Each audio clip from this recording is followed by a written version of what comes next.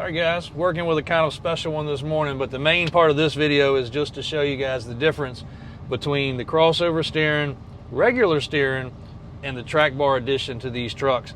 And a lot of people look at some of the pictures and videos we've been posting recently of some of our very high-end builds, and it doesn't even have to be a high-end build, even if you're building a driver. The steering and track bar system underneath these trucks makes all the difference in the world. A lot of people have never even seen the track bar, not understanding how much of a difference that makes. But when you do crossover steering, you eliminate your sway bar. So you will get a bunch of body rock and roll, and track bar eliminates that. Basically keeps the steering and the track bar nice and in line. But this truck's a big one. We're not going to show you the outside of it yet. This one is not one that's available for sale currently. Will be coming soon, but it's got to have these upgrades. So you're seeing this truck raw before those things take place. And the parking lot is a perfect example. AJ just brought it across the street and he said, hey, this truck must have come, well, he said, we get a lot of trucks like this. We had another one from this particular customer, very similar, and it was the same way until we did the upgrades. None of my guys would even move it around. You couldn't park it in the showroom because of the way the steering was. But let me give you a little example. Truck's running, power steering. This is as far as I can turn the steering wheel without binding it. That's it. That's all the turning we got. So in the parking lot, we can turn right, but that's all we can turn left. So if you got yourself bound up trying to make a U-turn, you'd be in trouble. So let's make a little quick driving video. We'll hit the back roads real quick, and then we'll hit the regular road. Now this is kind of a special truck you guys are going to go ahead and see, and y'all that are real investigators are going to figure it out. This is a decor package truck. It's a red with white interior truck. It is a 1980 square headlight truck, perforated headliner, and a tack in the dash truck. Well, man, throws AJ back in the seat. He can't even video.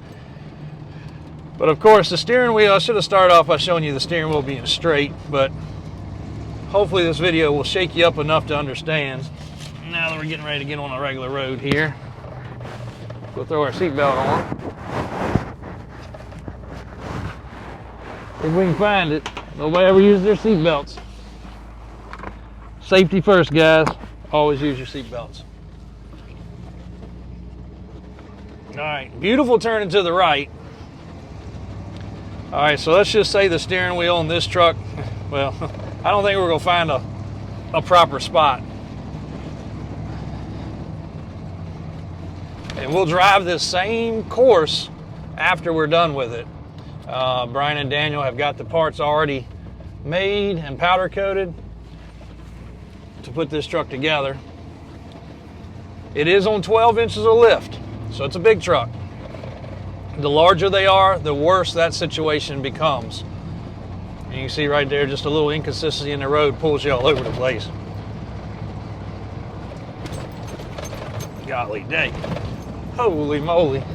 You really should have had your stabilizer today. Now again, I can remember like yesterday, my truck, the same color, putting the same lift and wheels and tires on it, and taking it out of the driveway and being like, yep, my dad was right. This thing's gonna drive terrible, and it did. So let's get on a little straight line road here. We've made all right so far, thank goodness, but we are gonna have to make a left up here at some point. So let's just call the steering wheel straight when it's up and down like this, sideways.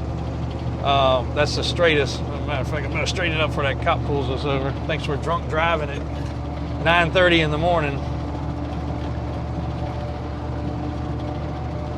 And again, these tires actually ride pretty good for older tires, but all this correction is just to keep the truck as straight as we can. And as you can see, we're zigzagging a bit. A lot of people also do crossover steering and leave their sway bar off. Now that works, but you get a ton of body roll. When you go to steer from a standstill, it's not going to steer. And again, for you guys that don't follow or not Chevrolet classic guys, Chevrolet steers off the left side. All the steering comes out of the steering box and goes straight down. I can't show you on this truck because, again, I don't want to give the secret away of what this truck is. We want to do a big unveil of this truck when we're finished because it's going to be a really nice truck. A very high-end truck. So I'll also lead that in there. This is not going to be one of the more inexpensive ones, unfortunately. This will be a super top-tier price point truck.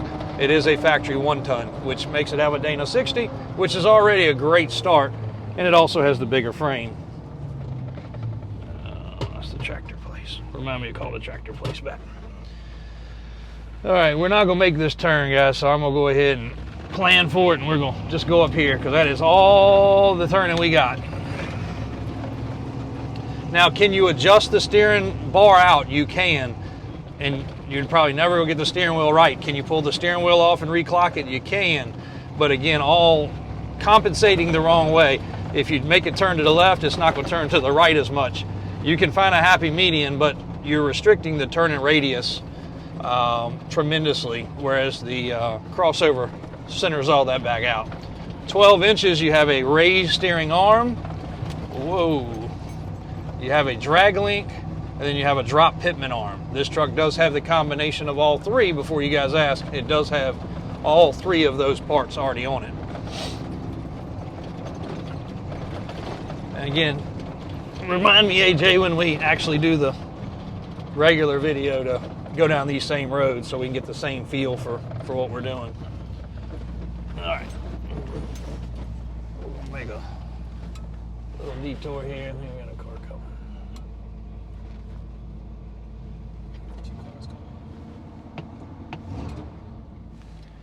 Factory tack is really cool, guys. Got it. And again, this truck was rather loaded. You can even see the little kick panel speakers. Not kick panel, but door panel speakers.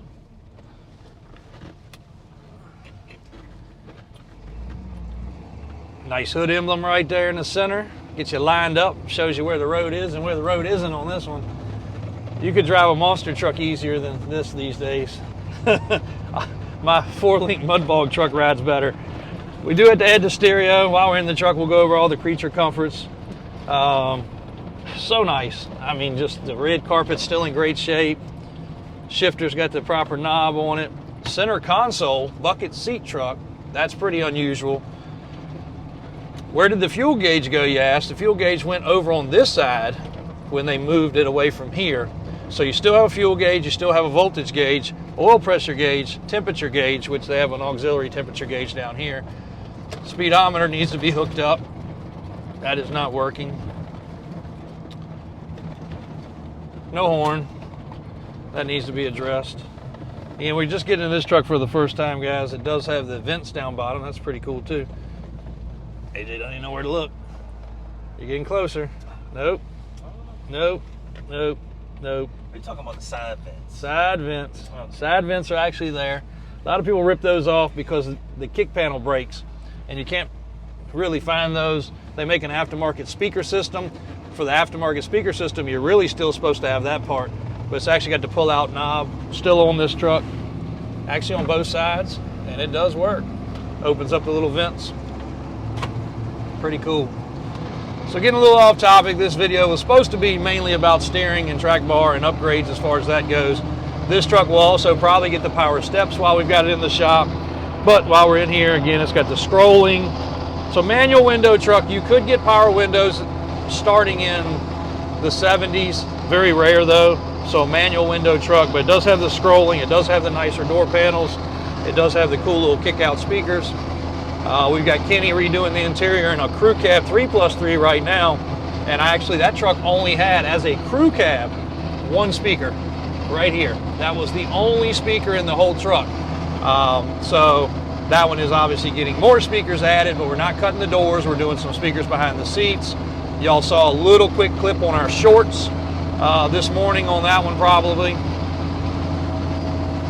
And we also have a little bit of wind fighting with us today, but we got the tire pressures right. AJ went around all the tires because I didn't want anything like that. I wanted an accurate as possible video to start this thing off. And tire pressures are all equal. If the tire pressures were off, it would make this thing even worse. But that's what you're working with. And of course, when you hit the brakes, depending on how good your brakes are, you really get some funky steering then. But not as bad as could have been. Uh-oh. And here's where you run into a problem, guys. Not real convenient. Can't even turn into the street. I did better driving the monster truck over here, not running into that, than this truck. So when we're done, we'll show you guys a sitting still video of how you can steer the truck. We'll show you a driving video, and we'll also show you how many turns left and how many turns right you have. Nice little small block in here. Got a decent little cam to it. So we will definitely be back on this one. That's where you put your cooler and your cold refreshments and ice. Get the stereo in it. Glove box didn't fall down. Ashtray didn't fall down. Pretty cool.